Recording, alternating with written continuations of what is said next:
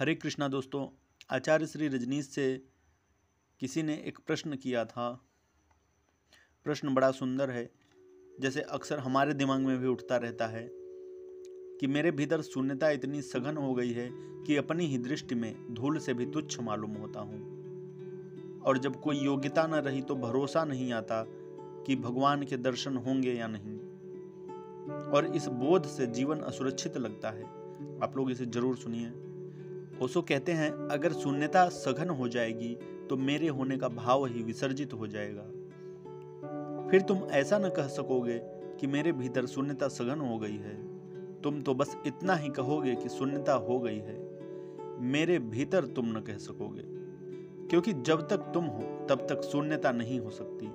तो तुम ही तो भरे हुए हो स्वयं को, और तुम कहते हो कि अपनी ही दृष्टि में धूल से भी तुच्छ मालूम होता हूं।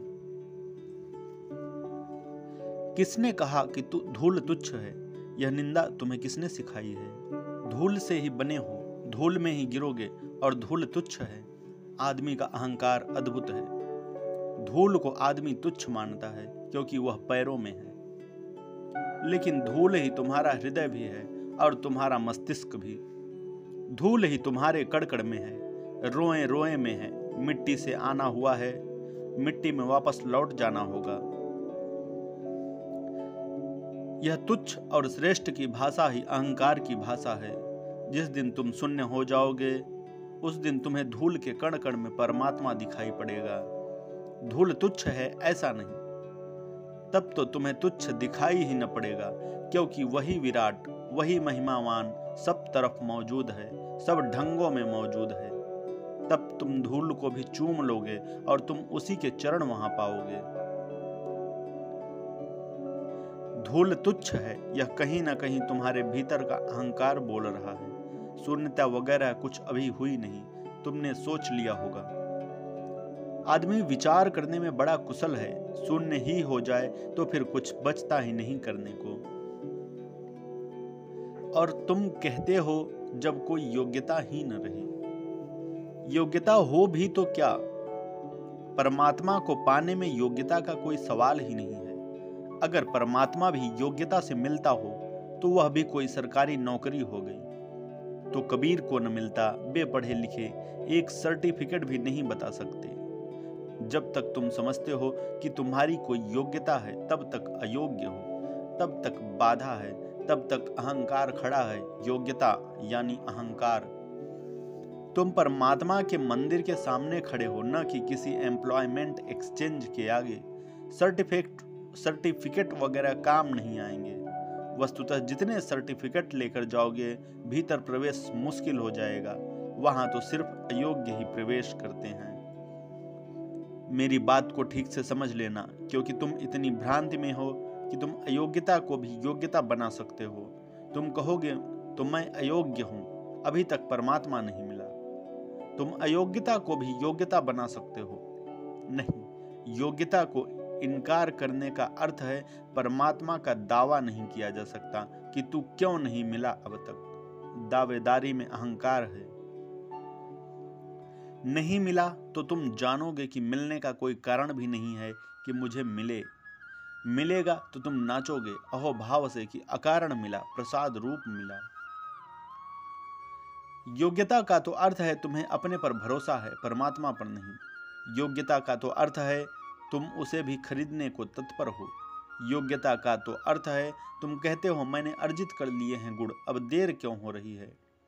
कितनी प्रार्थनाएं, कितनी पूजा की, कितने दीप जलाए, कितनी अगरबत्तियां फूंक डाली, कितने फूल तेरे चरणों पर रखे, कितने उपवास किए, कितने ध्यान किए, कितना तप सब कर चुका, अब तक क्यों नहीं आया।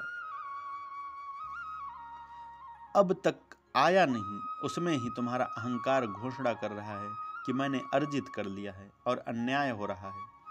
और ऐसों को भी मिल रहा है तू जिन्होंने कुछ भी नहीं किया, जिनका कोई दावा नहीं था, उनको तू मिल गया और हमें नहीं मिल रहा है। यह दावे में ही बाधा है।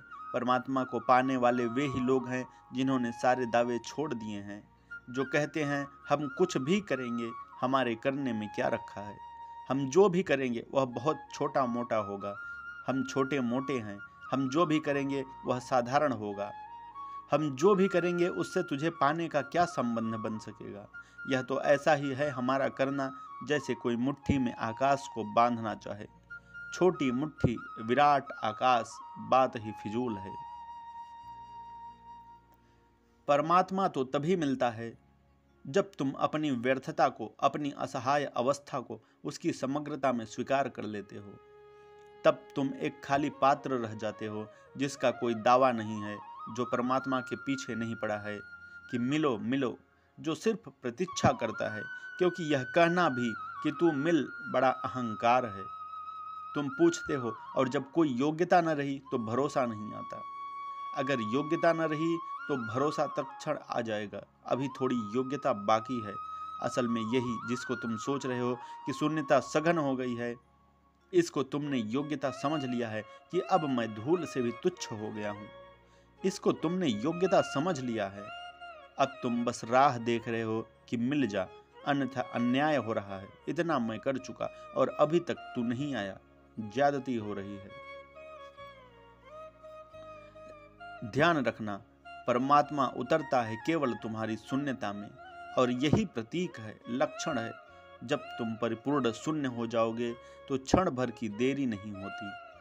शून्य हुए यहाँ और परमात्मा उतरा, ये दोनों युगपत घटती घटनाएं हैं। इसलिए जिसे तुमने शून्य समझा है वह मन का ही ख्याल होगा। मन के ख्यालों से जरा सावधान रहना। मन बड़ा चालाक है, बड़ा कुशल है, बड़ा हिसाबी किताबी है। वह जो भी करता है बड़े गणित से करता है, खाता वही रखता है धर्म का भी। इस मन से थोड़ा सावधान रहना। यही मन तुमसे कहता है कि लगता है न घर के रहे न घाट के। जरूरत भी क्या है घर के रहो कि घाट के, बीच में कौन सी बुराई है। लेकिन लगता है कि न घर के रहे न घाट के, क्योंकि तुम सोचते हो न तो संसार मिला न परमात्मा। यह मतलब है तुम्हारा। मतलब हम समझ गए, संसार पाने की आकांक्षा अभी भी भीतर दबी पड़ी है, इसलिए न घर के न घाट के। अन्यथा बीच में ही स्वतंत्रता है। घर में भी बांधोगे, घाट पर भी बंधोगे, फिर गधा घर पर रहे कि घाट पर, इससे क्या फर्क पड़ता है। बीच में ही थोड़ी स्वतंत्रता है, वहीं से भागने का उपाय है, क्योंकि धोबी घाट पर भी बैठा है, घर में भी बैठा है।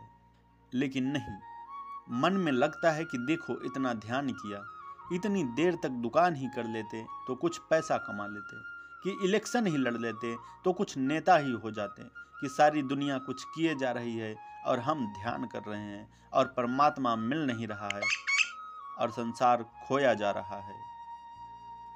यह विचार ही इसलिए उठता है कि संसार में अभी लगाव बाकी है। अच्छा होगा कि लौट जाओ, बाजार में लौट जाओ, क्योंकि तुम्हारा सन्यास झूठा रहेगा, तुम्हारा ध्यान सच्चा नहीं हो सकता। अभी तुम धन से चूके नहीं, ध्यान सच्चा नहीं हो सकता। अभी धन में रस कायम है। अभी तुम ध्यान में उत्सुक हो गए हो, प्यासे नहीं हो। जिज्ञासा आ गई होगी, कौतूहल पैदा हुआ होगा, मुमुक्षा नहीं है। इसलिए मैं इसी पक्ष में हूँ कि बेहतर है तुम बजाय खाली बैठकर परमात्मा के प्रति अन्याय की धारणा तुम्हारे मन में पैदा हो, इससे बेहतर है तुम बाजार में लौट जाओ।